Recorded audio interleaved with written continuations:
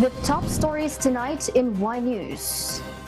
President Ferdinand Marcos Jr. thanks Timor Leste President Jose Ramos Horta for backing the Philippines' adherence to the 1982 UN Convention on the Law of the Sea.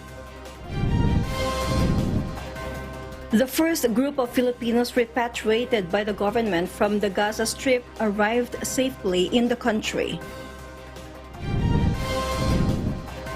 A senator states that there is no assurance that the confidential funds of the Office of the Vice President and the Department of Education will not be reinstated in the bicameral committee.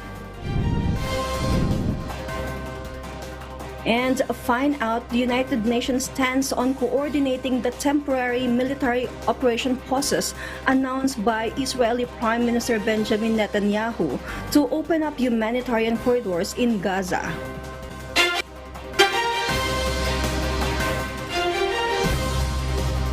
Good evening, Philippines and the world. Today is Friday, November 10, 2023.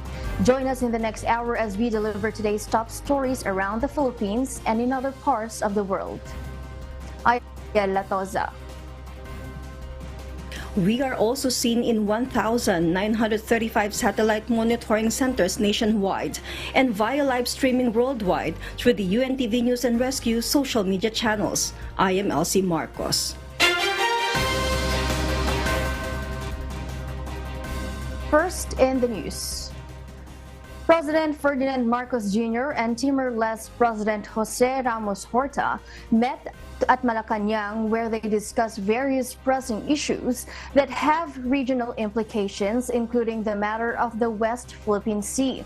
In addition to the discussion, several agreements were inked between the two nations, signifying a commitment to cooperation and collaboration. Nel Maribuhok reports. President Ferdinand Marcos Jr. welcomed Timor Leste President Jose Ramos Horta in Malacanang as the two leaders sought to further strengthen the bilateral relations. He was accorded arrival honors led by PBBM at the Kalayaan grounds in Malacanang. President Marcos vowed to strengthen and continue to expand the 21-year-old diplomatic relations between the Philippines and Timor Leste.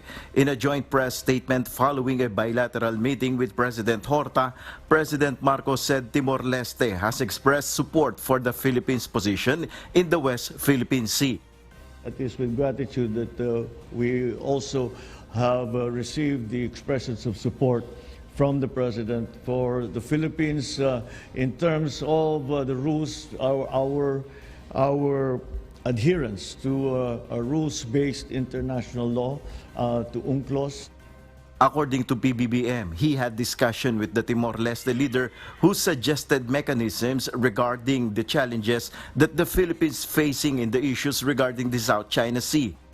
President Horta and I had a very productive and interesting discussion on the mechanisms and the modalities that we, with the experience of His Excellency in international affairs, the many suggestions and mechanisms that he brought to light that can be of use to the Philippines when it comes to the challenges that we are presently facing in the issues that are regarding the South China Sea, or as we refer to it, the West Philippine Sea.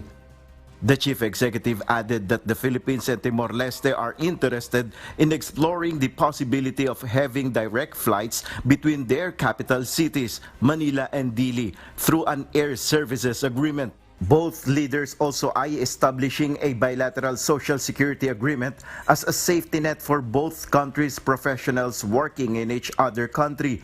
They likewise seek to strengthen educational cooperation between higher learning institutions and increase student exchanges. There are 11 signed agreements between the Philippines and Timor-Leste in the fields of economic and technical cooperation, higher education cooperation, and military cooperation, among others. Nel Maribuhok, UNTV News and Rescue. We serve the people, we give glory to God. The first group of Filipinos repatriated by the government from the Gaza Strip arrived this afternoon. A total of 34 Filipinos and 1 Palestinian, the wife of one of our compatriots, have safely arrived. Out of the 40 Filipinos who entered Egypt from Gaza through the Rafah border crossing on Tuesday, 6 of them opted to stay in Egypt. Financial and other assistance has been extended to each family by the government. To date, 84 Filipinos have successfully crossed the border. Well, binigyan na natin sila ng ayuda para magbigay ng usual assistance. Pag uwi nila sa kanilang mga native provinces, tingnan natin ano mabibigay ng kanilang local government, no? Hindi legit, tsaka nandiyan yung Kongreso. Pero hindi po ang usual OFW treatment, pero meron na silang malaking financial assistance. The Department of Foreign Affairs, or DFA, issued an appeal to our compatriots who chose to remain in Gaza and were hesitant to cross the Rafah crossing, urging them to take advantage of the current opening of the border. The Philippine government expresses gratitude to Israel and Egypt for their consideration. Go. Because, alam nyo, it could close na naman. Our embassy is pleading with the kababayans natin. Alam natin, of course, we respect the decision. Kung ayaw na iwanan ang asawa nila, o kung may iba silang dahilan. Pero may gera ngayon, kaya kung sana.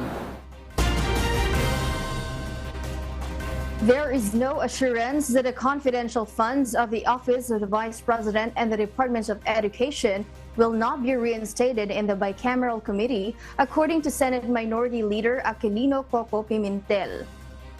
This is despite Vice President Sara Duterte's surrender of the controversial 650 million peso fund. According to the senator, many possibilities exist within the bicameral committee, such as the funds being restored and included in the final version of the General Appropriations Act for the year 2024. Walang assurance kasi anything can happen nga sa bicameral, pero yun na nga ang point ko, kung ang version ng House ay kamuka ng version ng Senado as far as the CIF is concerned, bakit nyo pa babaguhin yun?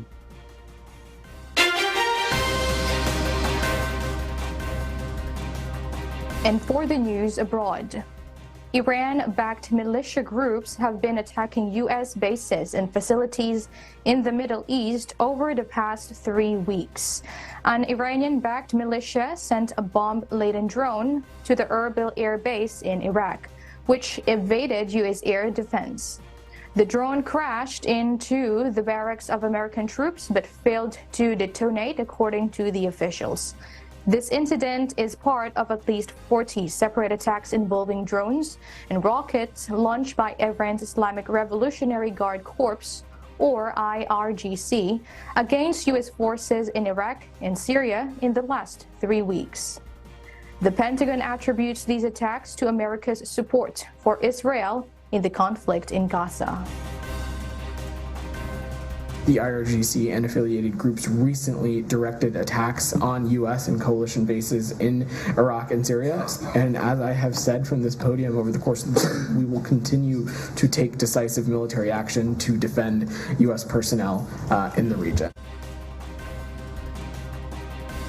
Despite tensions, the U.S. is not heavily retaliating to avoid getting entangled in regional disputes. However, the U.S. has increased its military presence in the region as a show of strength, including deploying more warships and submarines armed with missiles. There are concerns that these tensions could escalate into a larger conflict in the Middle East, involving more countries, including the U.S. Meanwhile, in response to these attacks and to protect U.S. forces, the U.S. conducted a self-defense airstrike on an IRGC weapons storage depot in Syria on Wednesday, November 8. Despite rejecting international calls for a ceasefire, Israel has now agreed to implement a temporary pause in its military operations. The purpose of this pause is to open up humanitarian corridors in Gaza. Jane Robles will tell us why.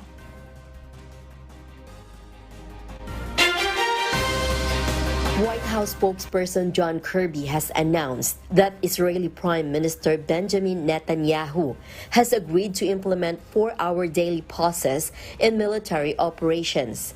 These pauses are designated for the evacuation of people across humanitarian corridors. Kirby emphasized that these pauses could also serve as an opportunity to release hostages taken by Hamas.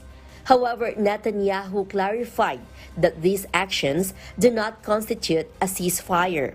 The pauses will occur in specified locations for the stipulated 4-hour duration and will be scattered throughout the Gaza Strip. During a press conference, UN spokesperson Stefan Dujarric suggested that any pauses should be coordinated with the United Nations. Dujarric stressed the importance of mutual agreement on the time and location to ensure the safety and effectiveness of these humanitarian efforts. Meanwhile, Dujarric reported a significant development at the Rafah border, where 106 trucks carrying essential supplies successfully crossed. Over 50,000 civilians from northern Gaza were also successfully evacuated. Jane Robles, UNTV News and Rescue. We serve the people. We give glory to God. Prime Minister Justin Trudeau on Thursday, November 9, denounced recent violence as unacceptable, responding to overnight gunfire at 2 Jewish schools in Montreal and student clashes at a local university last Wednesday evening. The investigation of overnight shooting at 2 Jewish schools in Montreal is still ongoing. Upon arrival on Thursday morning, police staff members discovered bullet holes found on the outside of both schools. Constable Jean-Pierre Brabant reported no injuries occurred, and both incidents happened during the night when the buildings were unoccupied. It still remains unclear whether the incidents were connected. In an interview, Prime Minister Trudeau expressed horror at the shooting. He urged Canadians to strongly denounce violent anti-Semitism and appealed for calm. During the news conference last Thursday morning, he told reporters that violence, hate, gunfires, all is unacceptable. Deputy Police Chief Vincent Richer stated that acts of hatred are prohibited by the criminal code and that everyone has the right to feel safe. Law enforcement will enhance its presence in the vicinity of places of worship and other designated areas. Richer invited anyone experiencing harassment or threats to dial 911 or visit nearby police station. Presidential Advisor on Creative Communications Paul Soriano has resigned from his position, as announced by Presidential Communications Office or PCO Secretary Chale Garafil on Thursday night, November 9. The secretary has shared that Soriano cited personal commitments as the reason for his resignation. At present, President Ferdinand Marcos Jr. has not appointed a new advisor for creative communications, leaving no replacement for Soriano's role. Soriano was appointed by the chief executive to this role in October of last year. The position involves advising the president and assisting various government entities in enhancing their information dissemination programs and initiatives. He played a crucial role in crafting President Marcos Jr.'s campaign advertisements during the 2022 elections. Several senators seek inquiry into the alleged illegal issuance of Philippine passports to Chinese nationals. During the budget deliberations in the Senate plenary last night, senators expressed alarm on the efforts or reports of Chinese nationals obtaining authentic government documents, including birth certificates. Lawmakers warn that this poses a threat to the national security. Baka mamaya itong mga Chinese speaking individuals who are not really Filipinos, baka nagkalat na yung passport doon sa kanila, and before we know it, we are already being surrounded by operatives of maybe from People's Liberation Army or whatever. Tatawagan ko bukas ang head ng NBI tungkol dito. Maari na lahat ng mga ahensyang to ay may galamay sa mga kumuha ng mga authentic documents. Senators moved to recall the proposed budget of the Philippine Statistics Authority to the plenary to explain the issue. Residents in certain areas experienced an unusual occurrence yesterday, yellowish water flowing from their taps. Donde Alicpala, the former chairman of the Metropolitan Waterworks and Sewerage System, or MWSS, suggests that this unusual phenomenon may be linked to a dirty pipeline with discoloration issues.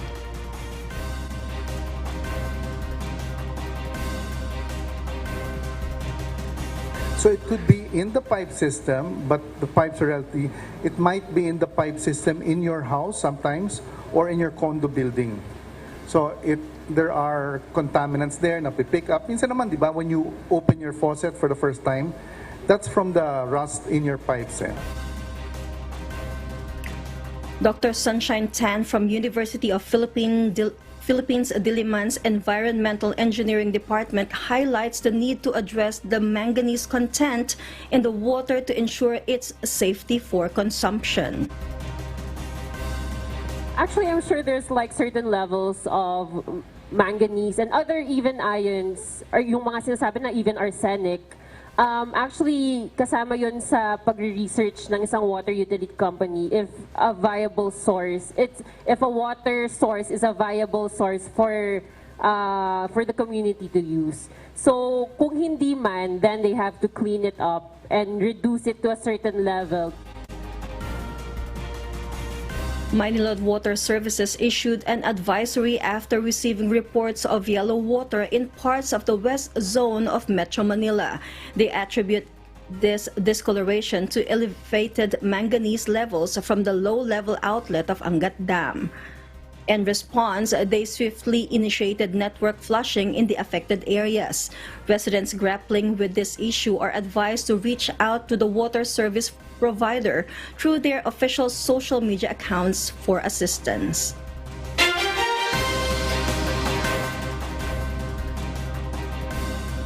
And in other global news, the U.S. Food and Drug Administration, or FDA, has approved the first ever vaccine to prevent disease caused by the chikungunya virus. The single-dose vaccine called Ixchiki has been approved for adults at high risk of exposure to the virus. The FDA granted the vaccine Fast Track and Breakthrough Therapy designations. Chikungunya virus is typically transmitted to humans through the bite of an infected mosquito. Over the past 15 years, the disease caused by the chikungunya virus has emerged as a global health threat, with no fewer than 5 million reported cases.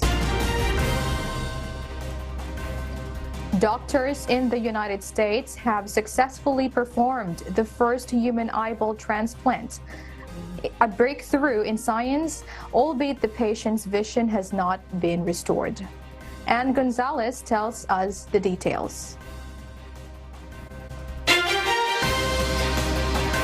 A man from Arkansas who survived a work-related accident has undergone a groundbreaking 21-hour surgery to receive the first ever human eyeball transplant. This procedure, initially conceived as part of a face transplant for cosmetic reasons, was not undertaken to restore the recipient's left eye vision. However, post-operation, surgeons at New York University or NYU Langone Health have observed promising signs of health in the transplanted eye, hinting at the potential for some form of eyesight restoration. While the evidence suggests that the blood vessels in the recipient's eye are functioning well, it's noteworthy that the optic nerve isn't currently communicating with the brain. Dr. Eduardo Rodriguez, who led the surgical team, remains cautiously optimistic, stating that while there's a possibility of the recipient regaining left eye vision, the primary goal was to execute the technically intricate operation and ensure the survival of the transplanted eyeball. This groundbreaking achievement echoes attempts made in the past. Back in 1969, Dr. Conrad Moore attempted the first whole eye transplant, but unfortunately, it ended in failure. Now, more than 5 decades later, we witness history with the first successful human eyeball transplant, marking a significant leap forward in the realm of medical science. Experts view this breakthrough as a gateway to new possibilities in eyesight restoration. The successful completion of this surgery opens doors to potential advancements in the field, offering hope to those who have faced the challenges of impaired vision. Ann Gonzalez, UNTV News and Rescue. We serve the people. We give glory to God.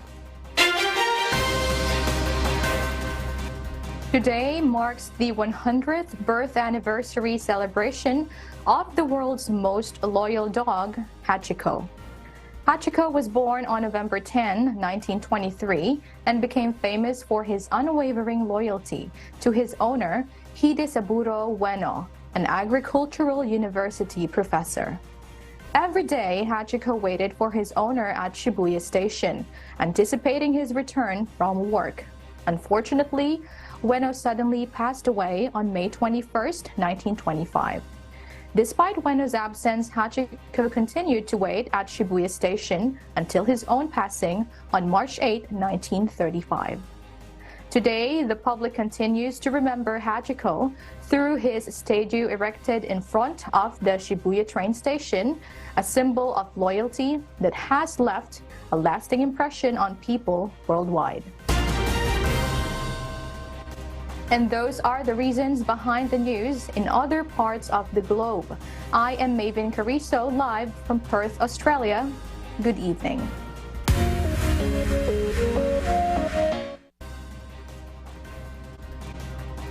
The much-anticipated new single from the Vauenya singer-songwriter Piñel, titled Untitled, is officially out today. Released under KDR Music House, the track is now available on all major digital music streaming platforms. In a special treat for her fans, Piñel serenaded audiences live in Davao City, showcasing her latest single. The performance was streamed on the Facebook and YouTube channels of KDR Music House. Gladys Doabi details why.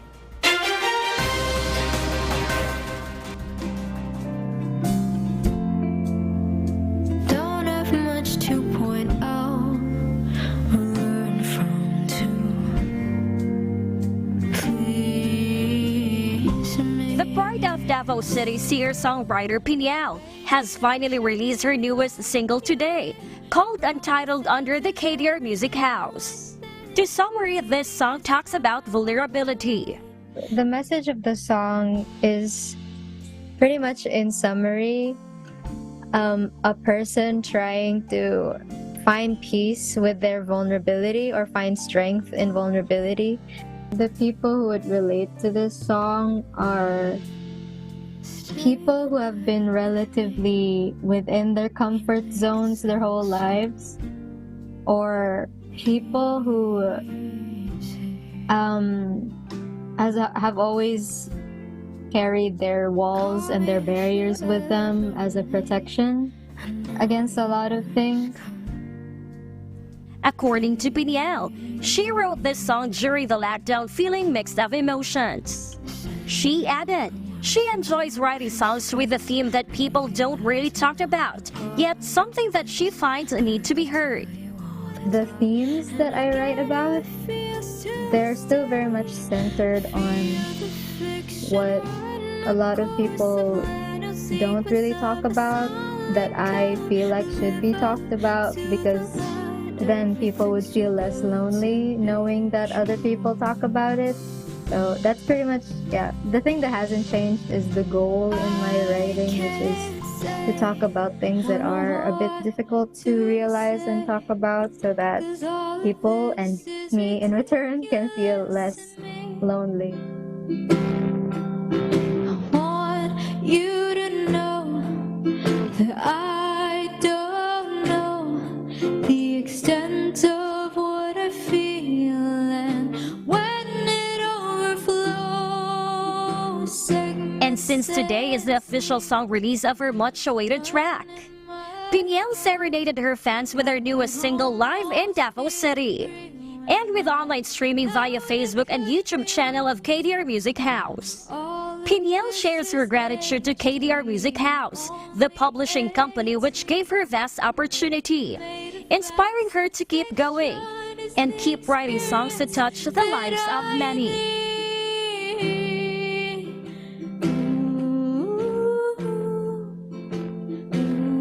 It's been very great because I've been given the freedom and the go signal to express how I want to express, and that's rare, and I find gratitude in that rarity and the acknowledgement of that rarity within this company and within this, this company of people.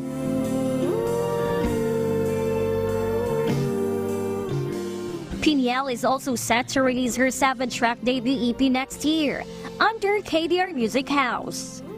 Meanwhile, come November 15, KDR Music House is set to introduce us to another new music entitled Diwata of 6-piece OPM band Kahel Music.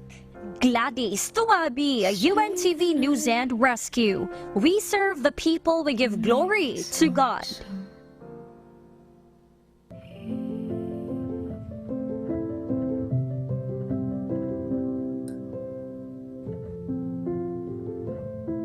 Our Kasangbahay. As the world faces these trying times amid the various challenges and uncertainties, we are inviting everyone to join the global prayer for humanity. Good day. I'm Brother Eli Soriano of the members of the Church of God International. I want to invite you to join us in a minute of prayer every day to pray for humanity and the whole world as we go through these perilous times. While safety measures like washing of hands and strengthening of our immune systems may help us through this horrible predicament, there is still no precaution or cure more powerful than God's mighty intervention. And we need His intervention now more than ever. It doesn't matter what religion you are in or what denomination you belong. This is an invitation for all the people around the world who cares for the future of their family, friends, loved ones, and humanity as a whole. Everybody is welcome to pray with us. For more details, you can check out the description box below. Thank you very much, and I hope to hear from you soon. May God bless you.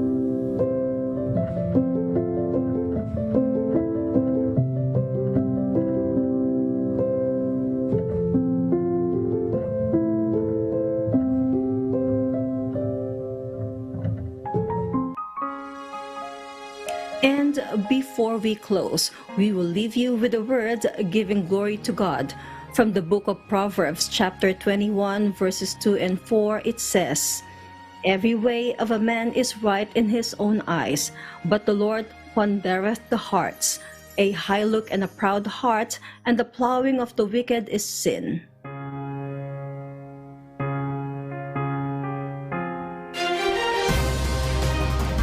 And those are the reasons behind the news, November 10, 2023. Reasons we deliver to you as they unfold. I am Elsie Marcos, live from Auckland, New Zealand. Because we need to know, we will always ask why. I am Mariela Toza. We serve the people, we give glory to God.